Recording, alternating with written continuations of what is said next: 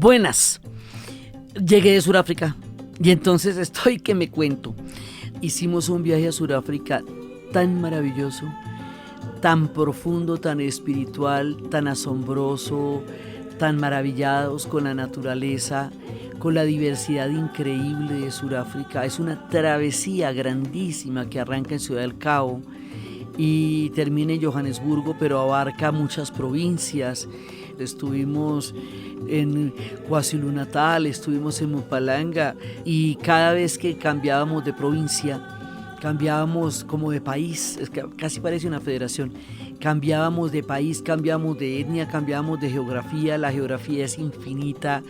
El nivel de asombro y de encantamiento con este viaje hace que dure mucho más el alma en regresar que de otros viajes.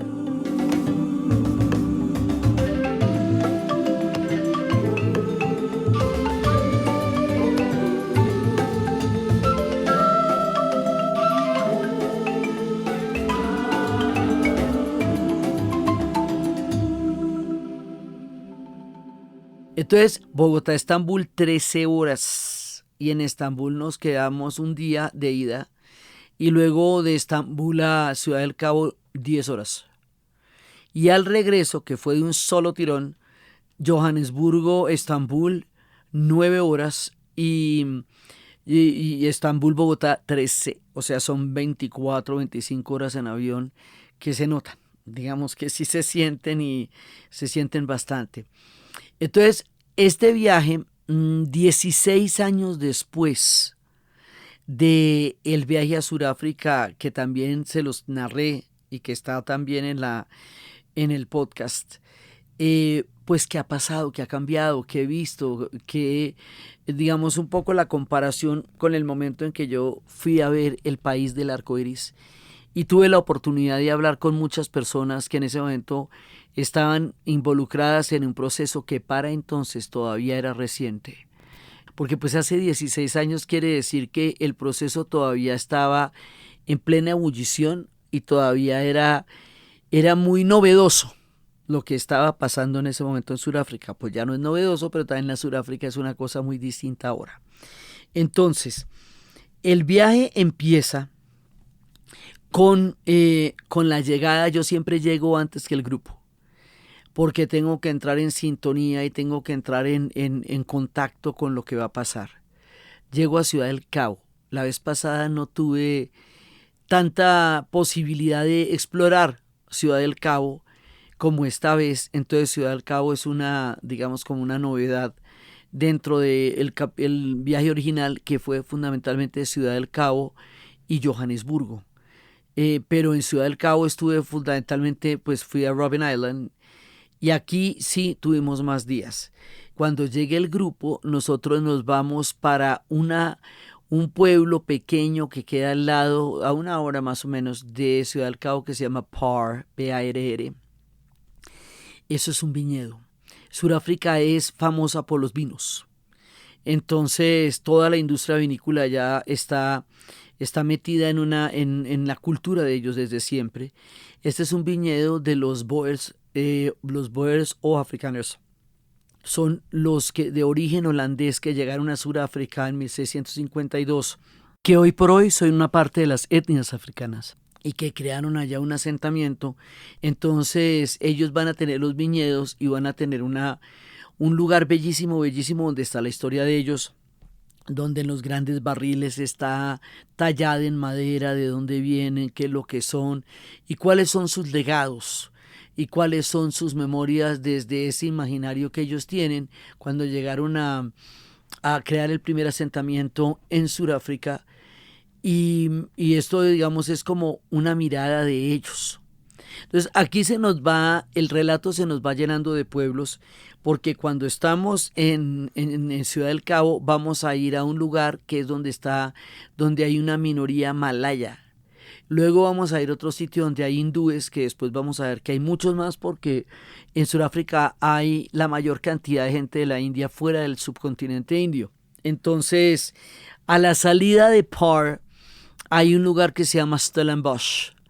Y Stellenbosch era un pequeño asentamiento francés, y ese pequeño asentamiento francés se dio porque en las épocas de la Reforma, como la iglesia reformada holandesa es protestante y los hugonotes son los franceses protestantes que terminaron perdiendo la pugna de una Francia católica o protestante cuando el rey Enrique dijo París bien vale una misa. Entonces ellos fueron perseguidos. Entonces les van a dar asilo y refugio los protestantes holandeses, por eso es que van a llegar a parar allá, pero de una manera muy limitada, casi que es un asentamiento bonsai, para que eso no se les desborde y no compita con el asentamiento de ellos. Total, queda una herencia de quesos. Una herencia de quesos, una herencia de vinos y una herencia de un refinamiento de la cultura francesa. Allá, en estos lugares, bueno, tuvimos una cata de quesos maravillosa porque era, y de vinos, porque es una parte en donde todavía son los asentamientos holandeses, hay toda la cultura francesa, la persona que nos hace la demostración es una mujer negra cosa, que nos habla en el idioma cosa, que nos hace cantar, que nos hace bailar, y ahí empieza esa sinergia de los colombianos con los africanos, porque como somos pueblos cantarines y bailarines, donde quiera que nos encontremos y se produzca algo así, vamos a entrar en un estado de felicidad y de canto maravilloso. Los colombianos somos maravillosos viajando, por el asombro, por la calidez, por la alegría, por la solidaridad que llevamos en nuestro espíritu y que se nos nota cuando vamos viajando a los lugares. Entonces la primera parte ahí vamos a hacer vamos a ver, y también en PAR vamos a hacer una visita a la prisión Victor Verster. Resulta que Mandela, en 27 años de cárcel, porque este viaje va a ser en una gran medida una peregrinación tras los pasos y las huellas de Nelson Mandela, en una buena parte él estuvo en prisiones aterradoras como Robben Island, de las que vamos a hablar ahorita. Estuvo también en Portsmouth, que queda cerca a Johannesburgo. Estuvo en muchas prisiones, fueron 27 años, lo trasladaban de una prisión a otra. Esta prisión, la que se llama Victor Verster, es una prisión, digamos, de mínima seguridad, en el sentido en que es una prisión mucho menos estricta, severa, de las que ellos pueden llegar a tener, porque es el lugar donde se va a establecer la negociación de la salida de Mandela de la cárcel. La salida de Nelson Mandela de la cárcel en 1990, el 11 de febrero, significa la caída total del régimen del apartheid, la transformación del país, implica dejar atrás un pasado terrible que les procederemos a contar a lo largo del viaje, implica la caída de un régimen, la caída de un poder que había sido total desde la misma llegada de los holandeses y los ingleses. O sea, es tan trascendental que por eso les digo que todo el mundo en África sabe lo que estaba haciendo el día que salió Mandela de la cárcel y todos los tambores sonaron al mismo tiempo, porque es lo más trascendental, es el último vestigio del colonialismo europeo en Sudáfrica. Es una descolonización, aunque no implique que se regresen a su país de origen, porque los Boers son Boers y son holandeses y son surafricanos, y no, ellos ya perdieron los vínculos con Holanda hace mucho tiempo. Tienen toda su cultura, pero ya no están ligados a una metrópoli como los demás países que fueron colonizadores en el África y se la reportaron en la conferencia de Berlín. Que eran específicamente relaciones de fincas, de colonias que ellos repartieron en una mesa, con lo cual condenaron al África a una cantidad de problemas terribles. Es una descolonización porque es un cambio de mentalidad profundo. Pero lo que pasa cuando Mandela sale de la cárcel es que eso es un antes y un después en la historia de Sudáfrica. Entonces, como es tan trascendental, vamos a ver todos los episodios de esto como un ejercicio de memoria absolutamente impresionante a lo largo de todo el país.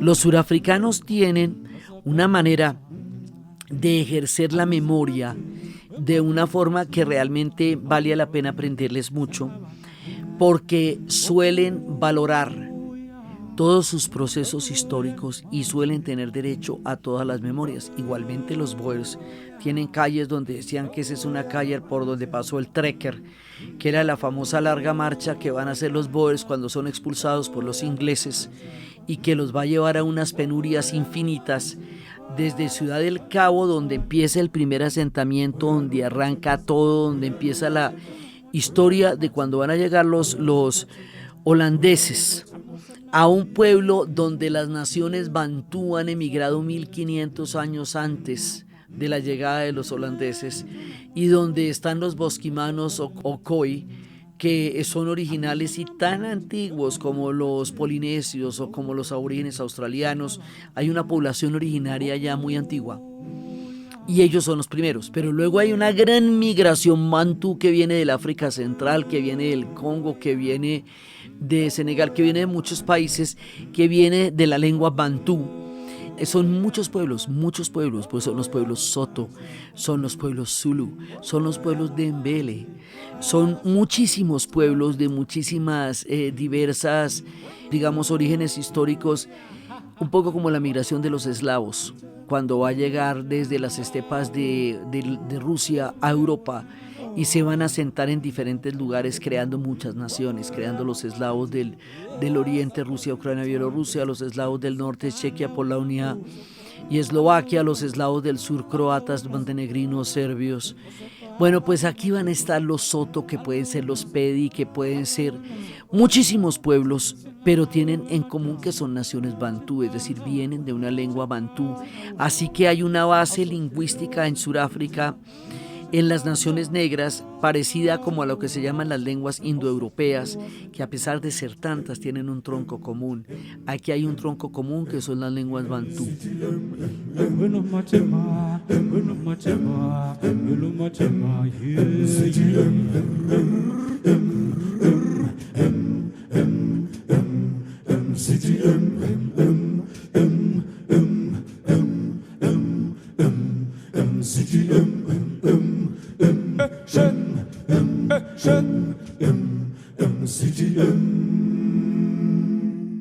Entonces, esta gente llegó 1500 años antes de la llegada de los holandeses.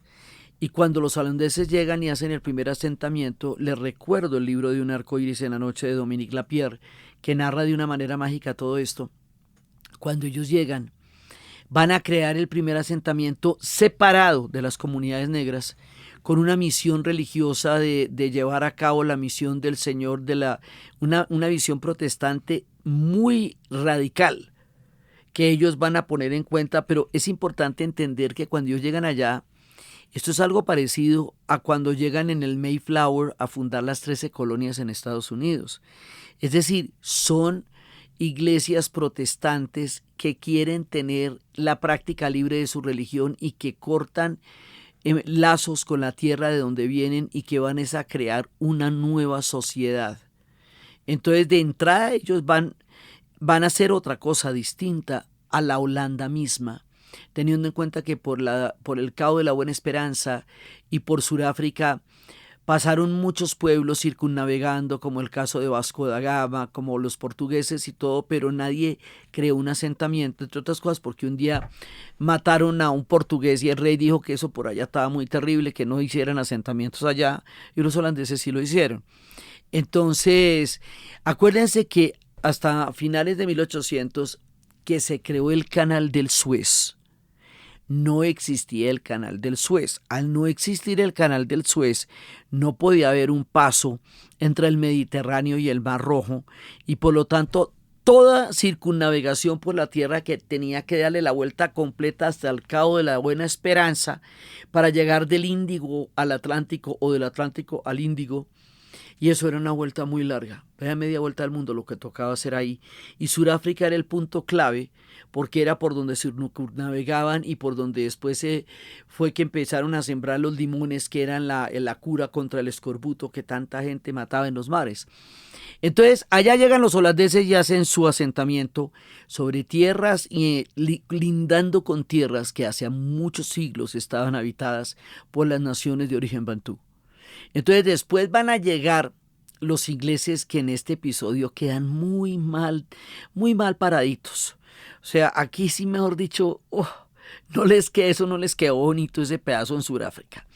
Entonces ellos van a sacar a los holandeses mucho tiempo después y lo que hace es que los desarraigan y los obligan a salir de Ciudad del Cabo, donde empezó toda la parte europea de la historia de Sudáfrica, y ellos van a tener una larga marcha que llaman el Grand Trekking, que es dolorosísima y que es muy dura, llena de penurias, y es un relato fundacional del pueblo Boer o Afrikaner, que son los europeos de origen holandés que hoy día son surafricanos. Los llamamos Boers o Afrikanes, que tienen su propia lengua y su propia cultura y su propia bandera. Sporen van onthoud, sporen van herleef, sporen van herkenning en sporen van beleef. Sporen vol van vriendschap, sporen vol van geloof, sporen vol van dankbaarheid die ruchten komt van geloof. Van Kaapstad naar de noorden, die toekomst en gedrag. Die sporen staan die woorden, als we jou Zuid-Afrika. Vandaag nog let die beren, onze offer laat je graag. Voor die toekomst in die heden, in het land.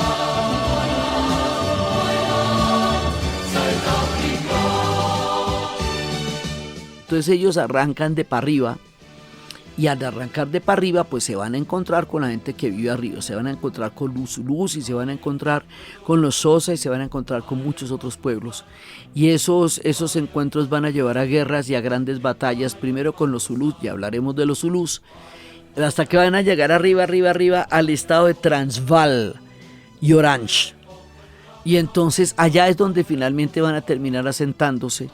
Y después de que se asienten, los ingleses les van a declarar, no solamente los sacaron de donde estaban, para expandir el imperio en un proyecto que se llamaba una África inglesa británica del Cabo al Cairo, que era el proyecto de Cecil Rhodes. Entonces, o sea, los holandeses iban a crear una nación, una fundación de origen místico teológico, para crear allá su propia religión y vida, y los ingleses iban a expandir el imperio a ese ladito. Entonces, empezando por ahí, los proyectos son muy diferentes.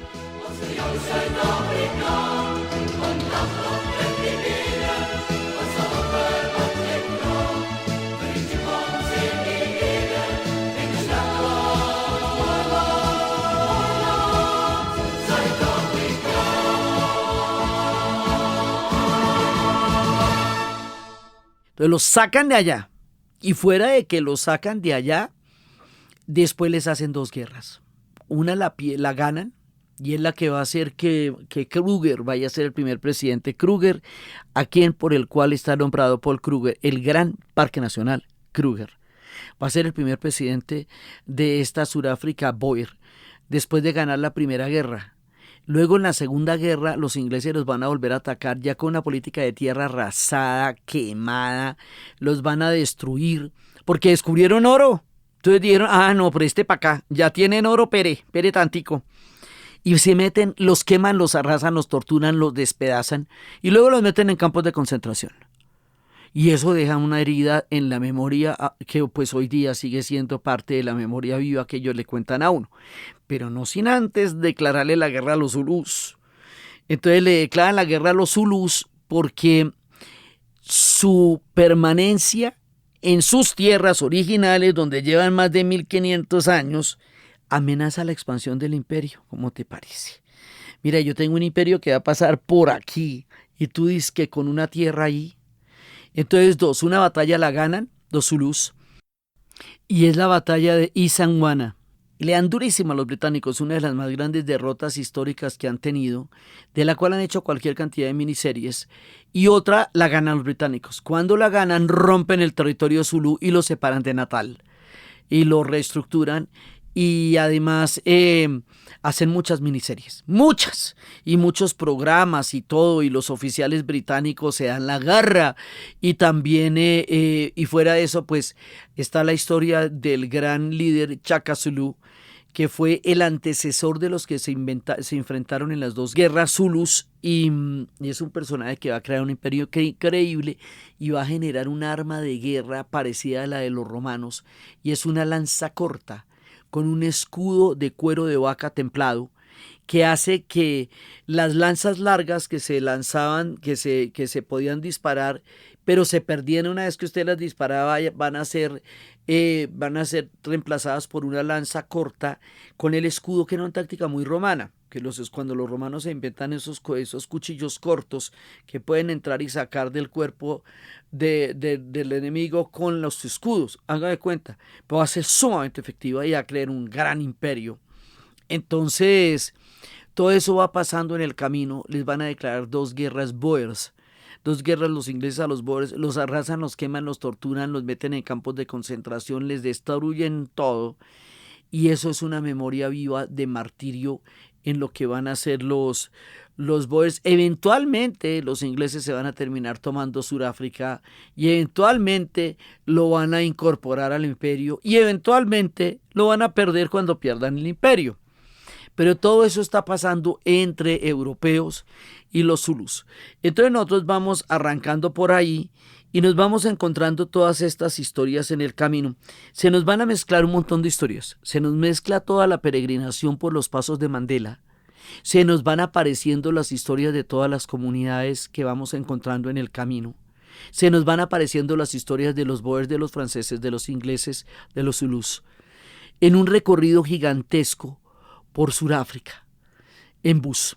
Entonces, en nuestra historia se entrecruzan momentos diferentes de la historia surafricana que van apareciendo en la enorme travesía que hicimos para conocer un país que desde el día 1 y desde el habitante 1 y de todas las razas y en todas las lenguas y en todas las diversidades nos trataron con un cariño infinito. Qué amabilidad la de esta gente, ole.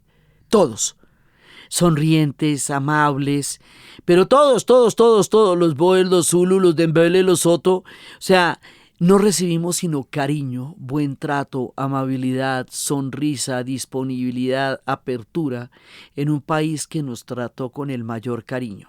Vamos en nuestra gran excursión con Juliana, nuestro octavo viaje, y vamos con un guía, con Juliana Hurtado Baidella, y con un guía del otro mundo que se llama Sham. Sham es un hombre senegalés de la tribu Peul, un guía excelente que nos va llevando con una erudición de relato, con una comprensión. Él es bantú también, entonces, porque están en Senegal. Entonces él tiene una visión panorámica de la perspectiva africana, que lo hace capaz de una amplitud de relato poderosa. Entonces vamos bien acompañados. Para mí es una peregrinación, porque bueno, ustedes ya saben cómo es mi cuento con Mandela, ¿no? Es inspiración en mi vida y es uno de los principios fundamentales que rigen mi idea del mundo. Entonces, pues la combinación es chévere. Entonces nosotros nos vamos estando en Ciudad del Cabo y antes de salir a nuestra gran travesía pasamos por uno de los sitios obligados y terribles. Es que estamos entre la esperanza y la desesperanza todo el viaje, porque uno después de ver Victor Verster y saber que de ahí iba a salir Mandela para crear la nación del arco iris, eso fue un día, pero entonces al otro día vamos a Robben Island. De Robben Island les hablé en el primer viaje a Sudáfrica. Es una prisión, una isla prisión que se hace con el fin de degradar moralmente a los prisioneros. Y hay los pases de la minoría hindú y de la minoría y de la comunidad negra, para que existiera una forma de discriminar a los negros con respecto a los hindúes. O sea, establecer diferentes comunidades para que hubiera una diferenciación clara, para que hubiera una idea de segregación clara en las raciones y los alimentos. Fuera de eso, tenían que usar unos pantalones cortos que en los fríos inviernos eran aterradores, y solo hasta que una mujer vaya y dice que por favor usen pantalones largos, van a tener que aguantar mucho frío. Es una piedra que ellos tienen que todo el tiempo estar picando, que encieguece. Eso va a hacer también que Mandela va a tener muchos problemas con los ojos, porque el sol sobre la piedra va dañando los ojos, y de alguna manera esas piedras son el tributo que ellos hacen a la manera como ellos intentaron buscar la libertad en medio de eso. Con el tiempo, Robben Island se terminó convirtiendo en una universidad de una posible Sudáfrica, porque todos los grandes líderes fueron a parar allá. Entonces ahí estaba Walter Sisulu, ahí estaba Mandela, ahí estaba mucha gente de la que va a crear el corazón del proyecto.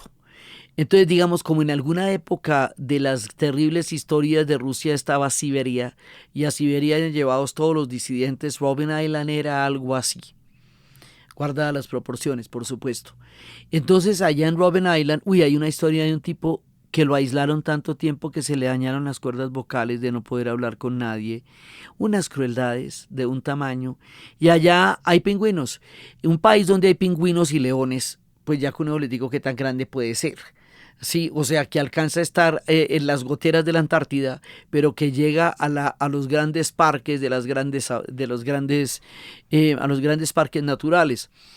Entonces, el viaje por Robben Island es un viaje a la desolación, a la perseverancia, y el guardián, el que nos va a hacer la guianza, es un antiguo prisionero. Yo lo vi hace 16 años, ahora está mucho mayor, ya desesperanzado, no había un dejo de tristeza y de derrota en su relato que hace 16 años no tenía, que le va a producir al guía una tristeza muy grande que nos va a hacer que la ya dura experiencia de estar allá sea todavía más fuerte, y que tengamos que continuar el relato en unas condiciones de tristeza grandes. O sea, de Robben Island uno sale mal, porque es uno de los sitios donde la degradación humana fue deliberada, pero también es el sitio donde Mandela concibe el proyecto del Ubuntu. Es también donde él dice: si yo soy capaz en una prisión de estas características de encontrar dignidad con los guardianes, y puedo hacer que ellos me puedan ver como seres humanos, yo puedo unir a Sudáfrica. Entonces es una parte muy interesante, porque Mandela va a ser detenido, después vamos a llegar a donde es detenido Mandela. Va a ser a él un informante lo delata, había muchos informantes, y estaban por una carretera veredal y por ahí lo arrestaron y lo vayan a llevar al Rivonia Trial, y él va a estar condenado a cadena perpetua, pagará 27 años de prisión. Entonces resulta que Mandela él entra porque está en la lucha armada. O sea, después de la matanza de Sharpeville, que es una matanza donde los pases con los cuales fueron compartimentados durante el apartheid, y que les hacía vivir solamente en un lugar y no poder desplazarse porque estaba prohibida el desplazamiento. La invitación de Sharpeville en el 60 es dejar los pases en casa y, en un acto de no violencia, ir a que los detuvieran. Y resulta que mataron 67 personas, hirieron a 120 en una matanza sobre gente desarmada. Y eso va a generar una ruptura durante un tiempo en la no violencia. Empieza la lucha armada, la campaña de resistencia y de sabotaje, que va a durar 20 años por parte del Congreso Nacional Africano, con la cual en su momento no estuvieron de acuerdo los zulús. Y resulta que Mandela está en la lucha armada y está en la resistencia cuando es detenido. Y es en la cárcel. Y él, en el juicio de Rivonia, él lo primero que dice es: yo estoy preparado para morir. O sea, como quien dice: lo que quiera que vayan a disponer de mí, yo estoy listo para eso. Y es en la cárcel, en estas condiciones de degradación, y aquí, en este momento tan duro, que él empieza a entender que la violencia no los va a sacar de la opresión en la que están, y que es la dignidad y el Ubuntu lo que le va a permitir una salida a Sudáfrica, la alquimia humana y espiritual que va a tener Mandela y sus compañeros en Robben Island, es una de las cosas más esperanzadoras también de la humanidad. Porque él es el que dice ahí, bueno, si yo logro que los guardianes me vean como un ser humano, es posible una Sudáfrica diferente, y empieza a darse a la tarea de respetarlos para ser respetados, de conocerlos para que puedan conocer sus valores, de aprender su lengua para entender en qué creen. Ya es cuando descubre que el deporte es tan importante, cuál es su poesía, cuáles son sus intereses, hasta que logra que Cristo, película Adiós a la Befana, crea en él y sea su amigo. Y empieza, digamos, voltear la curva del odio para convertirlo en dignidad. Es una de las cosas más impresionantes que nos pueden enseñar los surafricanos y que nos enseña Mandela y que nos enseña Desmond Tutu.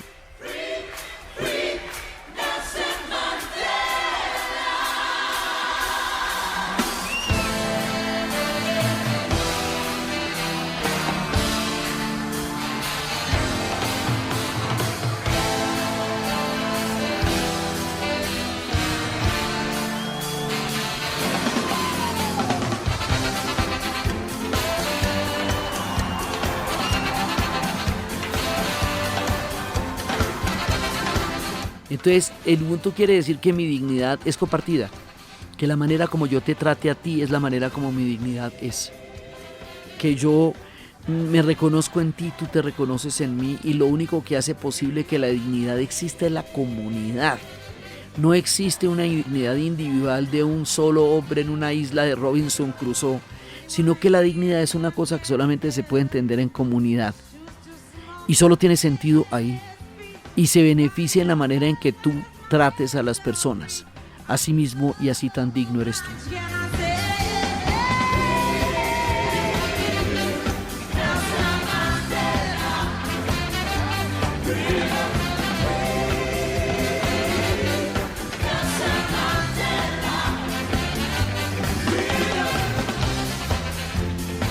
Entonces, este es el gran laboratorio de lo que va a pasar. Salimos de allá. Ahora miren, esa mañana, antes de ir a Robben Island, habíamos ido a Table Mountain. Table Mountain es un lugar sagrado desde el punto de vista de las montañas de la antigua y profunda naturaleza surafricana, que es tan enigmática y distinta a la cordillera de los Andes. Y resulta que es como una meseta, haga de cuenta, pero es un monte que arriba tiene forma de mesa, por eso se llama Table Mountain. Y es el único monte desde el cual se puede ver, no hay más. O sea, lo digo para la gente en Colombia que está rodeada de 3 cordilleras, y para donde quiera que mire hay montañas en la parte donde están las ciudades Bogotá, Medellín, Cali. Sí, como para la gente que no tiene montañas, y entonces aquí aparece de golpe una montaña como una meseta, así como por ejemplo. Entonces Table Mountain es tan alta que cuando uno va, y como nos pasó a nosotros, hay nubes. Entonces uno se siente que está haciendo un paseo por las nubes, como la película de Alfonso Arau. Y entonces es bellísima. Nosotros la disfrutamos, la gozamos, la recorrimos, la caminamos, la amamos y nos pareció lindo. Y resulta que cuando usted está en Robben Island, lo único que tiene enfrente es Table Mountain. No tiene nada más. Y Table Mountain se vuelve una obsesión salir de esa isla y poder subir a Table Mountain y poder mirar el mundo desde lo alto de Table Mountain y poder mirar a la ciudad del Cabo. Fue lo que los mantuvo vivos durante todos los años de prisión. Entonces Table Mountain coge para nosotros una significación muy diferente y más profunda y dramática de nuestro bonito paseo por la mañana de Table Mountain, que es en telesférico. Ajá, pero es en telesférico que se va moviendo. Ese es un telesférico circular en el piso, que hace que tú estés viendo todos los aspectos de Table Mountain y de la ciudad mientras gira el teleférico en la medida en que va subiendo, como la rotación y la translación. Y cuando uno llega, es un viaje lo más de bonito. Es teleférico, pero ajá, ¿qué teleférico? Entonces cuando uno llega, pues está alucinado de ver todo ese trayecto. Y luego ya está en Table Mountain Y luego cuando uno ve Table Mountain, no desde la alegría turística y de lo que significa para la gente de Ciudad del Cabo, sino desde el drama infinito de la gente que está en Robben Island esperando algún día poder subir a pie a Table Mountain y poder ver desde ahí la libertad. Era eso, el sueño mayor de la libertad. Salimos de Robben Island muy aplanchados. Ese es uno de esos lugares donde la degradación ha existido como el punto en Ghana donde fueron llevados los pueblos africanos, robados, esclavizados, desprovistos de su herencia, de su cultura, montados en barcos para traer una tragedia de la cual no hemos salido, o como los campos de concentración en la Alemania nazi. Son los lugares donde el sufrimiento se ha aposentado. Pero Robben Island tiene una esperanza. Ya no es una prisión, es un relato. Uno llega en varios buses, eso tiene guía, le cuentan a uno lo que pasó y es un museo. La historia se supera cuando se vuelve museo. O sea, cuando ya una cosa es museo, quiere decir que ya pasamos por ahí y estamos en capacidad de hablar de eso. Entonces, luego, después de estos caminos y de todo, y de cómo las tierras circundantes fueron despojadas de las comunidades nativas que estaban originalmente para el primer asentamiento de los holandeses, y cómo empieza desde ahí toda la cantidad de relatos que salen de Cape Town. Y de ahí entonces nosotros vamos a empezar la gran travesía después de una ciudad. Cape Town es brillante, vibrante, tiene jazz, tiene música, tiene rumba, tiene feeling, la gente canta en las calles, hay bailes en las calles.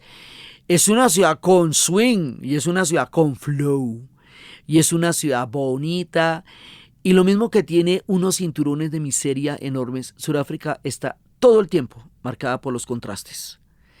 Y especialmente en la historia entre los holandeses, su exquisitez arquitectónica y los cinturones de miseria que habían alrededor y que hay alrededor siempre hace sentir una sensación de una amargura al lado de una infraestructura tan brillante, porque los contrastes ahí son muy grandes. Por supuesto que vamos a pensar en Sixto Rodríguez y en Sugarman, pero ¿cómo no? Si estamos allá en Cape Town, donde empiezan las imágenes que vamos a ver en la película de Buscando a Sugarman, se le rindió su homenaje a Sixto Rodríguez y se le recordó. Sugarman, won't you hurry? 'Cause I'm tired of these scenes. For a blue coin, won't you bring back all those colors to my dreams? Silver magic ships you carry, jumpers, coke, sweet Mary Jane.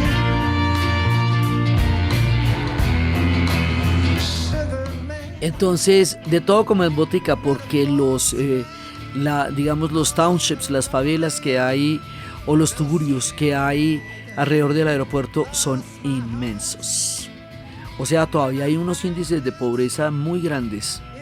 Y una cosa que nos explicó el guía, que me pareció muy particular, y es que había una casa donde había un símbolo, casas de clase media, y el símbolo era que ese blanco que vivió en esa casa luchó contra el apartheid. Eso es una cosa muy difícil porque para los blancos luchar contra el apartheid o simpatizar con las comunidades negras tenía cárcel. Ni siquiera tenía cárcel, tenía una pena más fea todavía, el aislamiento familiar. Cuando una persona era amigable con las comunidades negras se le condenaba al aislamiento, es decir, a que la familia no le hablara durante un periodo de tiempo de 6 meses o 4 meses y le metían guardias allá para que la familia no le hablara. El nivel de crueldad que uno experimenta acá ni siquiera lo puede imaginar, pero la crueldad finalmente es una sola. Entonces resulta que hay ese signo. Yo no sabía que había esa distinción, ese honor a los que se atrevieron a enfrentarse a un sistema de valores y pagaron quién sabe qué precios, pero ahí decía, él fue uno de los que estuvo contra el apartheid. Entonces, uno va viendo cosas, ¿no? Y va viendo los townships y las casas de clase media, y va viendo las diferentes comunidades y la gente que en esa época llamaban de color, durante el apartheid, que son todos los que no son blancos ni negros. Es decir, todos nosotros los que estamos aquí en este relato quedaríamos en colored people, ¿sí? Eso para los colombianos no tiene ningún sentido, porque para nosotros el mestizaje es una condición histórica que ni siquiera nos cuestionamos porque no podemos rastrear más allá de los apellidos españoles que podamos identificar que vienen de una pequeña comunidad, una región de España. Todo lo que es el mundo indígena y lo que es el mundo afro no está visibilizado en nuestro linaje como tal. No lo conocemos. Entonces es a tientas que sabemos que debemos tener de alguna cosa o de la otra, pero no sabemos nada. Hay digamos como un bache en nuestro pasado, en América Latina. Entonces para nosotros que haya gente de colores es incomprensible. Uno, por ejemplo, no tiene amigos de colores. Uno tiene amigos y tiene amigas, pero uno dice que tiene amigos anaranjados, de amigos verdes, ni amigos morados, ni amigos... No, va a venir mi amigo el morado.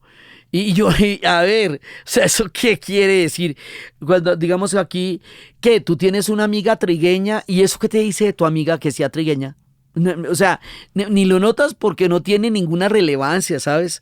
Que tu amiga sea trigueña, o la otra sea morena, o la otra sea blanca, como pálida como un helado. O sea, eso no define tu relación con tus amigos. No tiene ningún sentido, pero allá todo estuvo clasificado por colores. Entonces, aún hoy, la clase media, hay muchas comunidades negras en la clase media hoy día, pero también hay muchas comunidades de colorcitos en la clase media. De colores, llámalos tú como quieras, esos son hindúes, son malayos, son de origen griego, son de origen judío, o sea, allá hay gente de todos los rincones de la tierra y esos son de colorcitos. Hemos dicho, yo ni siquiera me imagino cómo, pues era la famosa prueba del lápiz que era tan humillante de ponerle un lápiz en la cabeza a la gente y decirle que la moviera, y si el lápiz se resbalaba eran lisos y eran considerados blancos, y si el lápiz se trababa eran mestizos porque tenían crespos. Esto tan absurdo y tan grotesco era la manera de determinar el destino de vida de una persona, dónde podría vivir y dónde no. Esto era en serio y así de banal como era la prueba, era de humillante, y cuando lleguemos al final del viaje al Museo del Apartheid nos van a dar a la entrada las boletas donde nos clasifican por raza, en blancos y no blancos, y eso tiene entradas diferentes y uno queda clasificado por raza a la entrada del Museo del Apartheid, lo cual es absolutamente aterrador. Entonces nosotros seguimos en nuestro camino y empieza la gran travesía. Entonces, después de la gran travesía, nos vamos hacia uno de los lugares, vamos hacia KwaZulu-Natal, pero vamos a pasar por un lugar que se llama Durban. Y en Durban es la ciudad por excelencia de la minoría hindú. O sea, allí todo el mundo huele a curry, todo el mundo es hindú. Y allá en Durban no teníamos, o sea, yo no tenía claro qué sorpresa había para mí allá. Y fue realmente uno de los momentos más exuberantes a nivel espiritual del viaje. Yo sabía, porque conozco su vida, que Gandhi vivió 21 años en Sudáfrica. Y sabía, porque me lo habían contado la vez pasada, que él ideó la teoría de la no violencia fue en Sudáfrica, y que los créditos se la llevaba a la India, pero en realidad que era Sudáfrica donde había sido inspirado. Pero la visita era a la casa de Gandhi en Sudáfrica, en Durban. Una casa humilde, como él, con una imprenta donde nació el Congreso Nacional Indio, el movimiento de conciencia más grande que acabaría con el Imperio Británico en la India, nació en una pequeña casa de Durban, donde había una imprenta. Y la imprenta fue el alma más poderosa para un movimiento de conciencia que habría de sacudir el mundo. Y nos dieron libros y se pusieron felices de que llegaran 25 colombianos a oír hablar de Gandhi. O sea, donde quiera que llegábamos éramos visitantes de lujo porque nadie esperaba ese combo. Hubo lugares en donde nos preguntaron qué lengua era esa que estábamos hablando. Lugares que no habían oído hablar español. Alguien nos dijo, ¿qué es eso que están hablando ustedes? Yo le dije, Spanish. Entonces, y otros lugares donde sí conocían el español. Entonces, bueno, aquí hay musulmanes en todos lados, aquí hay de todo, pero aquí básicamente la gente es hindú. Y entonces, pues allá vivía Gandhi como vivían los hindúes y tenía un pasaje de primera clase para ir de Durban a Pretoria. Y lo bajan del tren porque un hombre de piel oscura no puede viajar en primera clase de tren en Sudáfrica en ese momento. Y lo echan a la calle y lo dejan en el piso. Y esa experiencia, que se recrea muy bien en la película Gandhi, que los invito a volver a ver con calmita, dura 3 horas, después de este podcast, ahí se ve cómo él empieza a sufrir en carne propia la discriminación. Ya, a pesar de que el apartheid se montaría como el paquete legal más terrible años después, en la práctica funcionaba. Porque en la práctica la gente sí estaba separada y tenía pases y tenía digamos, como restricciones muy grandes de movilidad que estaban en sus papeles personales. Por eso él va a hacer una quema contra los pases. Entonces Gandhi empieza a desarrollar las tácticas de la resistencia pasiva en Sudáfrica. Quiere decir que en Sudáfrica es donde él concibe el proyecto, entiende lo que va a hacer, conoce a los ingleses de primera mano, los conoce en Londres porque estudió allá como abogado, los conoce en Sudáfrica en uno de sus peores aspectos, conoce muy bien lo que va a hacer. Entonces, cuando él llega a la India, él ya llega con el cuento armado, él llega a ejercer, a poner en práctica el proyecto de la no violencia en la India, y lo primero que hace es montarse durante 4 años en trenes hasta llegar a conocer la India en sus más recónditos rincones para saber qué pueblo era el que iba a liberar. Pero toda la teoría la articuló en Sudáfrica. ¿Qué quiere decir eso? Que en el país donde el odio se exacerbó a los niveles máximos y llegó a convertirse en una legislación imposible de imaginar, allí donde el odio se volvió Estado y ley, allí surgió la no violencia. Que la teoría de la no violencia va a surgir para el mundo entero en Sudáfrica. Y que de Gandhi se va a inspirar Mandela, se va a inspirar Desmond Tutu, se va a inspirar Martin Luther King. O sea, lo que va a irradiar la no violencia como una fuerza histórica que propone la comunidad entre los hombres en lugar de la venganza va a salir en Sudáfrica y se origina en esa casa donde estaba esa imprenta pequeñita y nos dieron libritos de allá.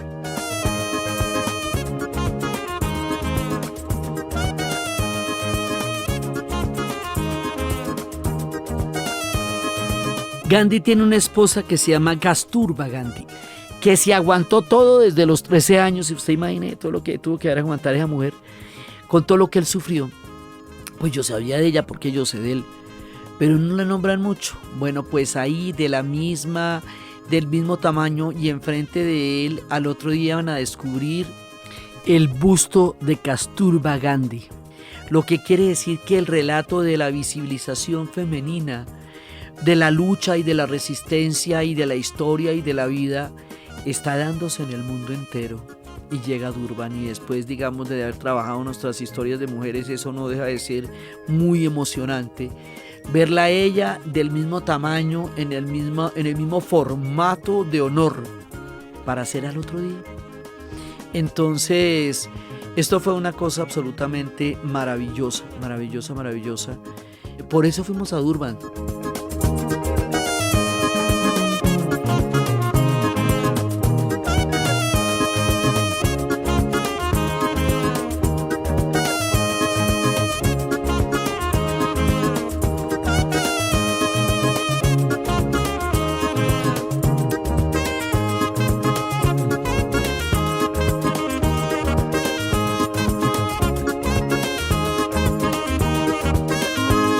Y después vamos a ir a un sitio donde es una pequeña escuela. Y esa pequeña escuela nos va a llevar a un sitio donde hay un hombre que fue el fundador del Congreso Nacional Africano y que es el que creó el sueño que en últimas habría de cumplir Mandela. Y allá es donde Mandela va a votar por primera vez.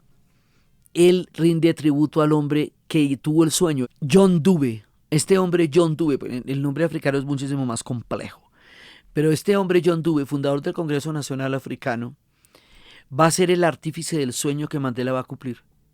Y Mandela le rinde el tributo votando por primera vez allá.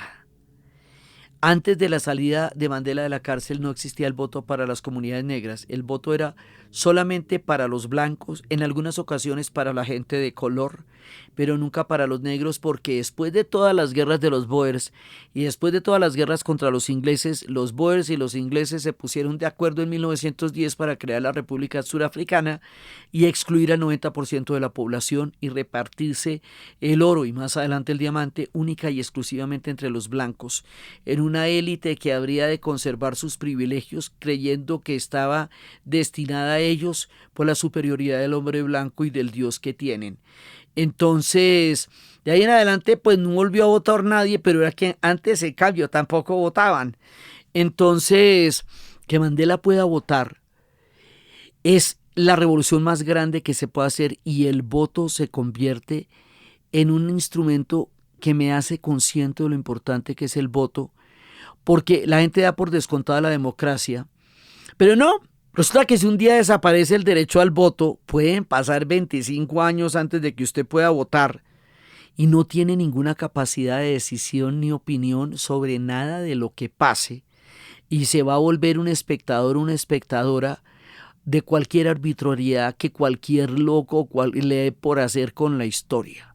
Ahora hay que saber votar, porque pues eso es una capacidad de decisión ciudadana, pero lo primero que hay que hacer es tenerla. Porque es que si usted no tiene derecho al voto, olvídese. Ahí va a votar Mandela. Y al votar ahí, va a ser libre a Sudáfrica. Y le dice, señor presidente, quiero decirle que hoy Sudáfrica es libre.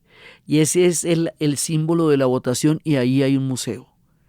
Y a la salida hay un caminito pequeño, desde la urna hasta la reja, que es lo que él llama el largo camino a la libertad. The long way to freedom.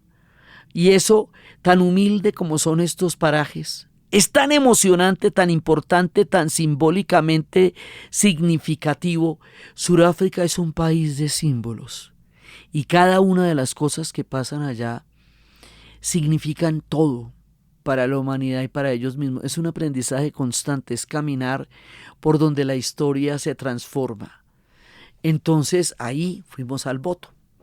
Esas dos visitas, la de Gandhi y la del voto de Mandela, son el corazón de la esperanza del relato y el punto de quiebre, el cambio, de lo que llaman las líneas de cambio de Lichín, que es cuando una realidad contradictoria a la realidad imperante se está fraguando en el mismo lugar donde se genera la esperanza, en el fondo del abismo.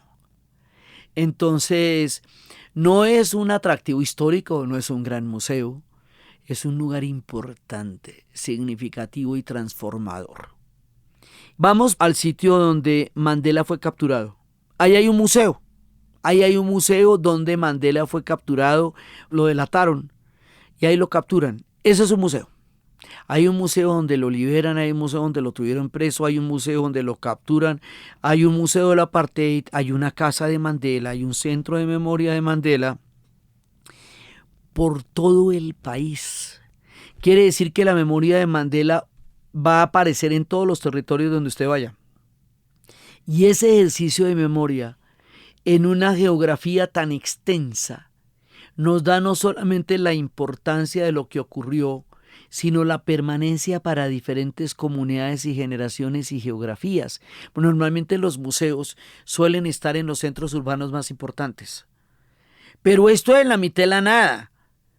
Y ahí hay un museo tremendo. Y en cada museo te cuentan todo lo que pasó, todo lo que lucharon, todo lo que soñaron. Así que el ejercicio de conciencia histórica que este viaje tiene es permanente.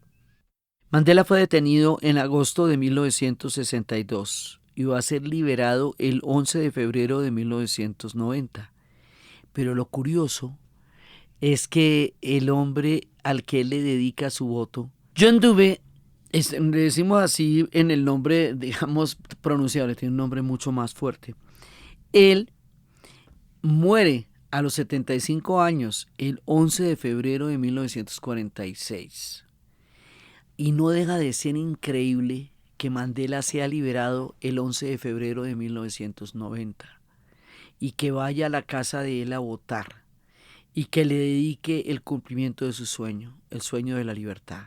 Y eso que en 1946 apenas si se estaban poniendo las cosas mal, ya después se van a poner de una manera increíble.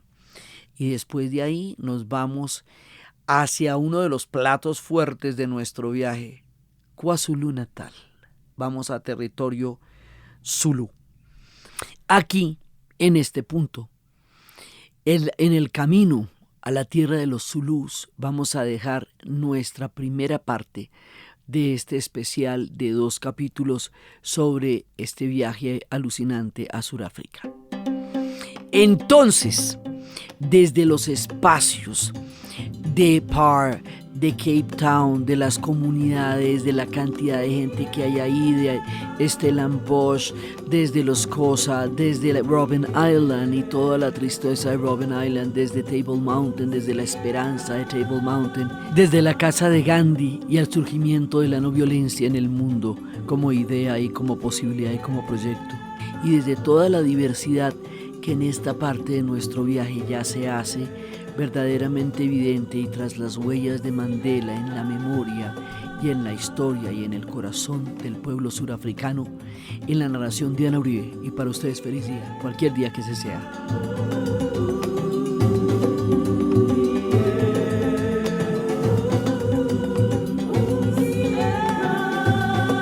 Este podcast fue grabado en Los Gatos Studios y fue posible gracias al equipo de dianauribe.fm, que está integrado por Diana Uribe, Diana Suárez, Milena Beltrán y la edición y musicalización de Eduardo Corredor Fonseca. En la investigación, Arturo Jiménez, Elvira Moreno y Daniel Mesa.